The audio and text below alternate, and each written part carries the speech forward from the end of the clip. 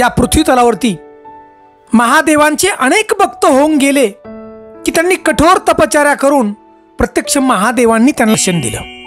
हे आपण अनेक कथेमधून पाहिलं असेल, परंतु आज आपण एक चिमणी आणि चिमणा हे जे पक्षी आहेत त्यांनी देवादेव महादेवांची अफाट अशी भक्ती केली आणि भक्तीतून एक वरदान मागून घेतलं, ज्याचे आपल्यावरती उपकार आहेत त्याला मदत करण्यासाठी। बघा, सुंदर अशी कथा आज आपण ऐकणार आहोत, त्यासाठी व्हिडिओ नक्की पहा, कारण ही जी कथा आहे पक्ष्यांची ती पुराव्यानिशी। बघा, आजही गुजरातमध्ये चिमणी आणि एक वयस्कर माता यांच्या स्मरणार्थ एक महादेवांचं भव्य असं मंदिर आहे। बघा, ज्या ठिकाणी हा प्रसंग घडलाय त्या ठिकाणी आज भव्य असं मंदिर आहे। बघा, मराठी कथाकथन चॅनलमध्ये आपलं मनापासून सहर्ष स्वागत आहे।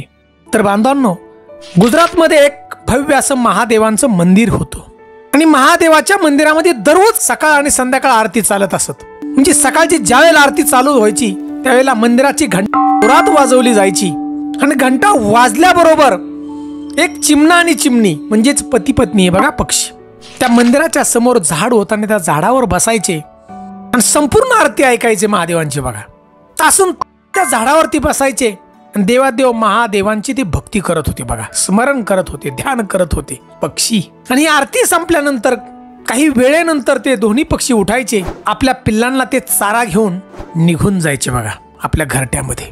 आणि त्याच महादेवांच्या मंदिरा शेजारी एक वयस्कर असणारी माता त्या ठिकाणी राहत होती।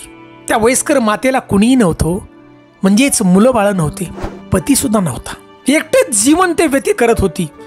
परंतु त्या मातेचं पशुपक्षावरती भयंकर असं प्रेम होतं बघा, म्हणून ते आपल्या छतावरती प्रत्येक येणाऱ्या पशुपक्षाला ती धान्य टाकत होती खाण्यासाठी। बघा, पाणी ठेवायची आणि तिला एक आनंद व्हायचा की पशुपक्षी त्या ठिकाणी येतात, त्या ठिकाणी टाकलेलं धान्य खातात आणि पाणी पितात। आणि बांधवांनो, हे जे चिमणा आणि चिमणी आहेत ह्यांचा सुद्धा नेम होता की दररोज महादेवाच्या मंदिरात आरती चालू झाली की त्या ठिकाणी जायचं, महादेवांचं नामस्मरण करायचे हे पक्षी, उठायचे आणि ती वयस्कर जी माता होती तिच्या छतावरती जायचे, घराच्या पोटभर अन्न खायचे, त्या ठिकाणी टाकलं धान्य ते आणि आपल्या चोचीमध्ये घेऊन आपल्या पिल्लांना परत ते घरट्यामध्ये घेऊन जायचं। असा हा दररोजचा नित्यनेम चालला होता। परंतु एक दिवस अशी घटना घडली की ही वयस्कर जी माता होती ती आजारी पडली, तिला दवाखान्यात नेण्यासाठी कुणीही नव्हतं, तिचं कुणीही नातेवाईक नव्हतं, त्यामुळे घरात पडून राहिली। चिमणा आणि चिमणी जी होती हे दोन्ही पक्षी बघा मंदिरातून आले, छतावरती बसले, परंतु छतावरती त्यांना काही सुद्धा खायला नव्हतं बघा, कारण जी खाया टाकणारी जी माता आहे वयस्कर ती घरामध्ये पडून होती होऊन टाकणार खायला। हे जे चिमणा आणि चिमणी त्यांनी भरपूर असा शोध केला इकडं तिकडं की ही वयस्कर माता त्या ठिकाणी दिसते का बघा, त्यांना कुठेही दिसली नाही। दोघांनी फार विचार केला ही माता गेली कुठं। तो चिमणा चिमणीला म्हणला, आपण सगळीकडे शोध घेतला, या मातेचा पण कुठेही दिसना, पण आपण घरात बघितलं नाही। म्हणून बघा ही पशु पक्षी किती प्रामाणिक, दोन्ही चिमणा आणि चिमणी बघा या वयस्कर मातेच्या घरात गेली तर माता त्या ठिकाणी जमिनीवरती पडली होती। एक 4-5 दिवसाचा काळ निघून गेला होता, कुणीच त्या ठिकाणी आलं नव्हतं। त्या मातेच्या अंगावरती सगळ्या माश्या बघा होत्या, घोंघोंग माश्या करत होत्या। अहो, किती पक्ष्यांचं प्रेम। या चिमणा आणि चिमणीने त्या माश्या हाकलण्यासाठी आपले पंख जोरात हलवायला चालू केले, परंतु ती माता हलत नव्हती, कारण त्या मातेचा देहांत झालेला होता। ह्या चिमणा आणि चिमणीला फार वाईट वाटलं आणि त्या ठिकाणी ती दोघं उठून गेले आणि ज्या ठिकाणी दररोज जात होते त्या महादेवाच्या मंदिरासमोर जाऊन ती बसले आणि महादेवांचं नामस्मरण करू लागले।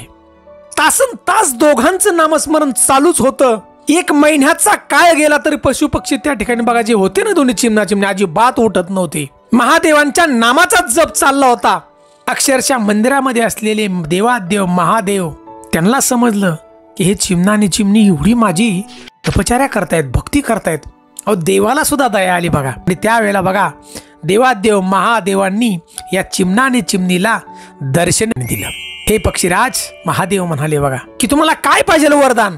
त्यावेळेला बघा चिमणा आणि चिमणीने सांगितलं की हे देवा महादेवा, की ज्या वयस्कर मातेने आम्हाला खायला दिलं ती माता आज घरामध्ये पडून आहे, तिला जिवंत तुम्ही करा। त्यावेळेला बघा देवादेव महादेवांनी सांगितलं की हे पक्षीराज, निसर्गाचा नेम हा आहे की मृत्यू हा निश्चित आहे प्रत्येकाला, त्यामुळे निसर्गाचं चक्र मी थांबवू शकत नाही, मी त्यांना जिवंत करू शकत नाही त्या मातेला। महादेवांनी सांगितलं तुम्ही कुठला तरी वर दुसरा मागा, देव म्हणतायत महादेव. त्यावेळेला चिमणा आणि चिमणीने सांगितलं की हे देवा, दुसरा आम्हाला काही नको, कारण आयुष्यभर या मातेनं आम्हाला खायला घातले, त्यामुळे तिचे अनंत उपकार त्या मातेचं आमच्यावरती आहेत, आम्हाला ते फेडायचं ऋण. आमची अखेरची इच्छा आहे की ह्या मातेला तुम्ही देवा जिवंत करा. महादेवांनी सांगितलं, हे पक्षीराज, त्या वयस्कर मातेचं वय भरपूर झालं होतं, तिच्या शरीरातून किडे बाहेर पडलेले आहेत, त्यामुळे असं शरीर मी कसं बरोबर करू, म्हणजे जिवंत करू. त्यावेळेला चिमणी आणि जो चिमणा आहे त्यांनी महादेवांना सांगितलं की देवा, तुम्ही देवादेव महादेवात, अखंड सृष्टीचे मालकात, तुम्ही काही करू शकता. आमची एकच इच्छा आहे की या वयस्कर मातेला तुम्ही जिवंत करा. महादेवांनी सांगितलं, तुम्ही फार हट्टी आहात पक्षीराज, तुमच्यासाठी त्या मातेला मी जिवंत करतो. त्यावेळेला बघा, देवादेव महादेवांनी तथास्तु म्हटलं आणि त्या वयस्कर मातेचं शरीर जसं आहे तसं केलं. बघा, जिवंत झाली माता.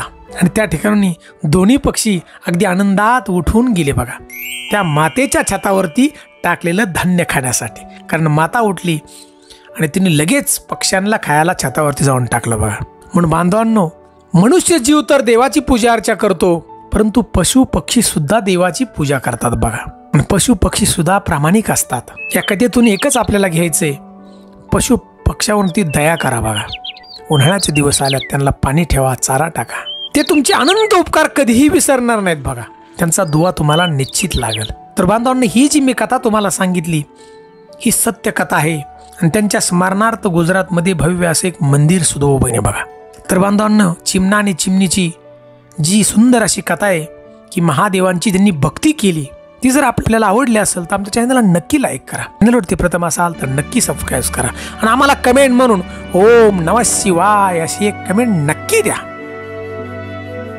जय हिंद, जय भारत.